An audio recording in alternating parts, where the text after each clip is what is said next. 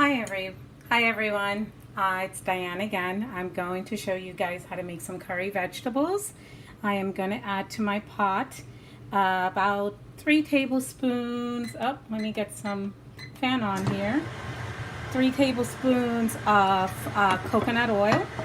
So my pot was pretty hot, and I'm going to add about a teaspoon of cumin seed, which is in here. Right, and then a tablespoon of my curry powder. And what I want to do to this pot as well is to add my onions and garlic. If my oil gets too hot, just adjust the heat. I'm going to turn it back down to a number 4. And then I'm going to add my scallions, some onions, some garlic into my pot and saute this up for a couple of minutes. Okay.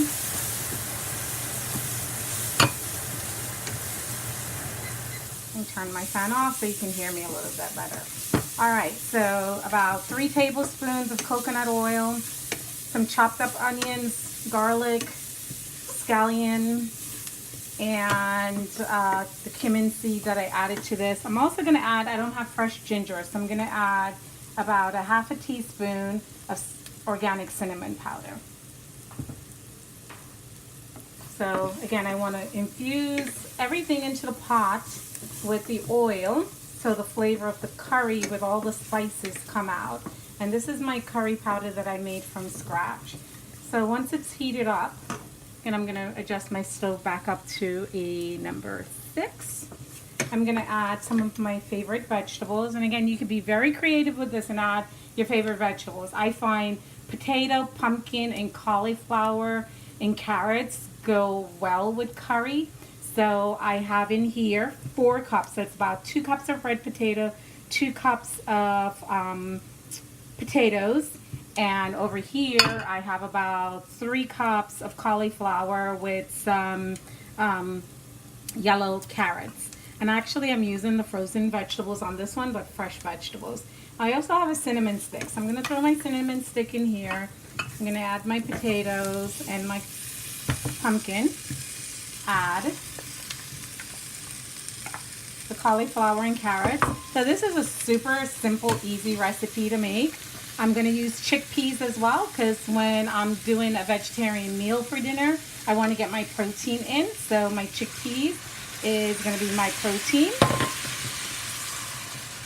Mix everything up, and you're going to flavor to your own taste buds. So I'm going to add some salt for flavor. So about 1 to 2 teaspoons of salt. I'm going to put this in here.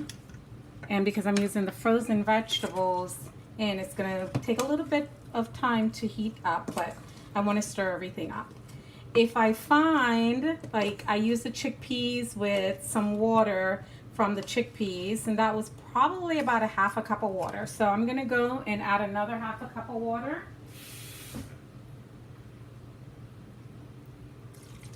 Because I want everything to cook down really well and have my potatoes get soft. Now, how I'm going to know this is going to be cooked completely is going to be based off the potatoes and the pumpkin being cooked completely. So once your pumpkin and your potatoes are nice and soft, then you know this is done. Okay? And what I want to do is I'm going to bring it to a boil and then reduce the heat and let it simmer and cook. Now I can add a little spice to this, and my spice is going to come from some chili powder. Probably put in about 1/8 of a teaspoon in here. All right, and again, give it a good mix.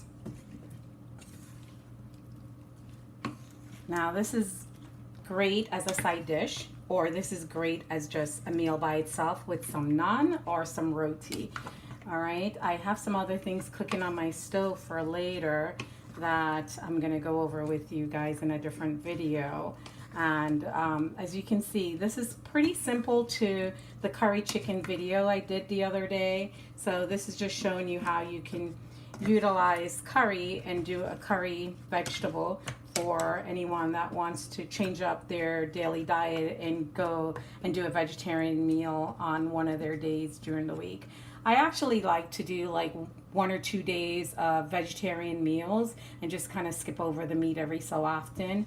So again, this is really, really simple to make. As you can see, it's gonna do its thing once I put a cover over this and let it simmer and cook. And I'm gonna give that about probably a good 20 minutes of time on a slow simmer to cook out and serve it up. So have fun making this recipe. I hope you found it useful. If you have any questions, email me, text me. You can find a lot of my information on my website, which is www.cookingexperienceclub.org. Again, cookingexperienceclub.org, and I hope you had fun watching this video. Talk to you later. Bye.